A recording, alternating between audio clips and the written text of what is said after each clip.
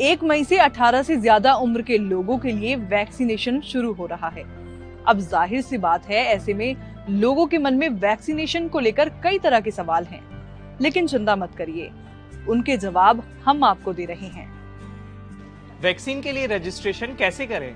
Vaccine का registration आप Aarogya Setu app या कोविन पोर्टल पर कर सकते हैं। यहाँ आप अपनी सुविधा से वैक्सीन लगवाने का दिन और समय तय कर सकते हैं। रजिस्ट्रेशन के लिए किन किन डॉक्यूमेंट्स की जरूरत होगी? रजिस्ट्रेशन के लिए एक पासपोर्ट साइज फोटो के साथ कोई भी एक सर्टिफाइड फोटो आईडी प्रूफ जैसे Aadhaar, driving licence, PAN card, voter ID वगैरह की जरूरत होगी। क्या वैक्सीन लगवाने के समय भी फोटो आईडी ले जानी होगी? हाँ, जो आईडी आपने रजिस्ट्रेशन के समय दी थी उसी को साथ ले जाना होगा।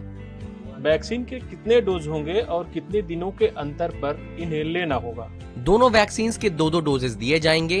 कोविशील्ड के पहले और दूसरे डोज के बीच 4 से 8 हफ्तों का, तो वहीं कोवैक्सीन के दोनों डोजेस के बीच 4 से 6 हफ्तों का फासला रहेगा। क्या दोनों डोजेस के लिए अलग अलग रजिस्ट्रेशन कराना पड़ेगा? नहीं, दोनों डोजेस के लिए एक बार ही रजिस्ट्रेशन कराना होगा। कोवैक्सीन और कोविशील्ड में बेहतर वैक्सीन कौन सी है? क्लिनिकल ट्रायल्स में दोनों ही वैक्सीन वायरस को रोकने में कारगर पाई गई हैं, इसीलिए दोनों ही वैक्सीन बेहतर हैं। क्या मैं दोनों वैक्सीन में से कोई भी वैक्सीन कभी भी लगवा सकता हूं अपने मन से? नहीं, ये इस पर निर्भर करता है कि आप जिस वैक्सीनेशन सेंटर पर जाएंगे वहाँ कौन सी वैक्सीन अवेलेबल है। मुझे पहले कोरोना हुआ था, अब मैं बिल्कुल पूरी तरीके से ठीक हूँ। क्या अभी भी मुझको वैक्सीन की जरूरत है? बिल्कुल, कोरोना के कई मामले रीइंफेक्शन के हैं, इसलिए आप रिकवर हो गए हों तब भी वैक्सीन लगवाएं। किन्हें वैक्सीन नहीं लगवानी चाहिए? प्रेग्नेंट महिलाएं, स्तनपान करा रही महिलाएं, कोरोना मरीज या किसी भी गंभीर बीमारी से पीड़ित व्यक्ति वैक्सीन न लगवाएं। मैंने पहला डोज कोवैक्सीन का लगवाया, दूसरा कोविशील्ड का लगवा सकता हूँ? बिल्कुल नहीं, आप पहला डोज जिस भी वैक्सीन का लगवा रहे हैं दूसरा डोज भी उसी वैक्सीन का लगवाएं। क्या वैक्सीन लगवाने के बाद भी मास्क लगाना पड़ेगा? बिल्कुल, वैक्सीन लगवाने के बाद भी पहले की तरह ही सावधानी बरतना जरूरी है। शरीर में एंटीबॉडी बनना कब शुरू होगी?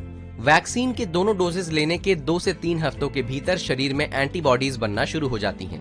वैक्सीन लगने के बाद किस तरीके के लक्षण दिख सकते हैं? जिस जगह वैक्सीन लगाई गई वहां हल्का दर्द, सिर दर्द, बुखार, चिड़चिड़ापन, चक्कर आना जैसे लक्षण दिख सकते हैं। ऐसा होने पर डॉक्टर की सलाह से दवा ले सकते हैं।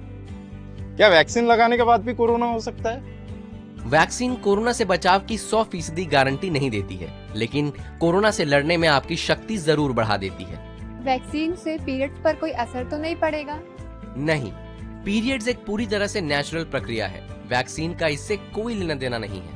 वैक्सीन की कीमत कितनी है? सरकारी वैक्सीनेशन सेंटर में दोनों ही वैक्सीन मुफ्त में लगाई जा रही हैं। प्राइवेट अस्पतालों में आपको वैक्सीन के एक डोज के लिए 250 रुपए देने होंगे। तो उम्मीद है वैक्सीनेशन को लेकर सभी सवालों के जवाब आपको मिल गए होंगे। तो जल्द से जल्द वैक्सीन लगवाएं और कोरोना को हराएं।